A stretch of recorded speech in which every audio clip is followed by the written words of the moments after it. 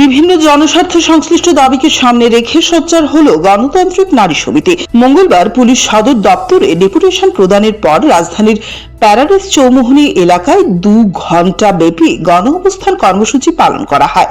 তাদের দাবিগুলোর মধ্যে রয়েছে পেট্রোল, ডিজেল, রান্নার গ্যাস সহ নিত্য প্রয়োজনীয় দ্রব্যের মূল্য বৃদ্ধি রোধ করা, অঙ্গনওয়াড়ি কেন্দ্র থেকে শিশু প্রত্যাহার ও কর্মী সহায়িকাদের কর্মসংস্থানের সুযোগ সংকুচিত করার পদক্ষেপ বন্ধ করা।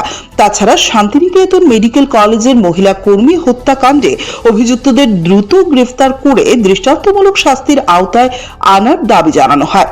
এই কর্মসূচিতে উপস্থিত ছিলেন নারী নেত্রী রমা দাস, কৃষ্ণা রক্ষিত, প্রাক্তন সাংসদ ঝর্ণা দাস বৈদ্য সহ অন্যান্যরা। কর্মসূচি শেষে সাংবাদিকদের মুখোমুখি হয়ে গণতান্ত্রিক নারী সমিতির নেতৃত্ব বলেন, শান্তিনিকেতন মেডিকেল কলেজে মনীষা দাস হত্যার ঘটনায় নিরপেক্ষ ও স্বচ্ছ তদন্ত নিশ্চিত করতে একজন কর্মরত বিচারপতির তত্ত্বাবধানে তদন্ত পরিচালনা করতে হবে। অবিলম্বে ঘটনার পূর্ণাঙ্গ তদন্ত এবং দোষীদের বিরুদ্ধে কঠোর ব্যবস্থা গ্রহণের দাবি জানান। দ্রুত দাবিগুলো পূরণ না হলে আগামী দিনে বৃহত্তর আন্দোলন গড়ে তোলার হুঁশিয়ারি দেয় নারী সমিতি। কর্মসংস্থানে যাবে, সেখানে তার নিরাপত্তার গ্যারান্টি তৈরি করা সরকারের দায়িত্ব, তার পড়াশোনার দায়িত্ব সরকারের। কিন্তু আমরা লক্ষ্য করছি আমাদের রাজ্যে নারীদের নিরাপত্তা আজকে তলানিতে ঠেকেছে। শুধু মনীষা দাস না, আনন্দনগরে 8ম শ্রেণীর ছাত্রী, তার উপর একটানা 6-7 ঘন্টা তার উপর রেপ সংগঠিত হয়েছে।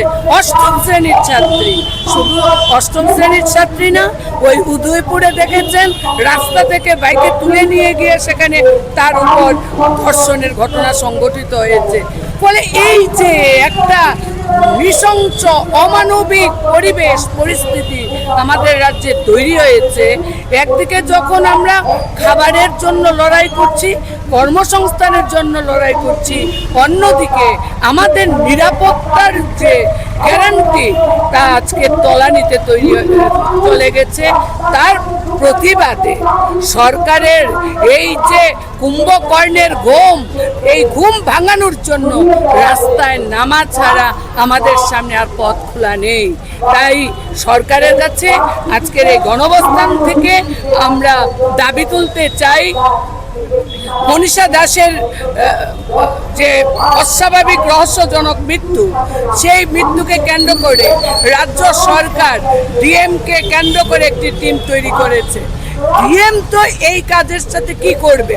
আমাদের ডিমান্ড হলো যিনি একদম স্ট্যান্ডিং যিনি জাজ আছেন, সেই জাজকে দিয়ে একটা টিম করে নিরপেক্ষ, সেখানে ইম্পার্শিয়াল যে তদন্ত, সেই তদন্ত সেখানে করা হোক। এবং এখন পর্যন্ত শান্তিনিকেতনের মেডিকেল কলেজ থেকে কোনো টিম গিয়ে এই মৃতার বাড়ির সাথে সেখানে যোগাযোগ করেনি।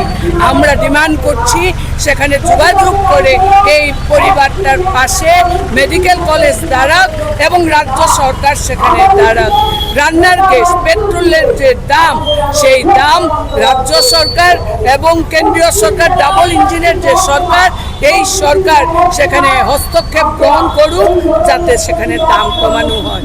আমরা সারা রাজ্যে এই কর্মসূচি আমরা চালাচ্ছি, এই কর্মসূচি চলবে।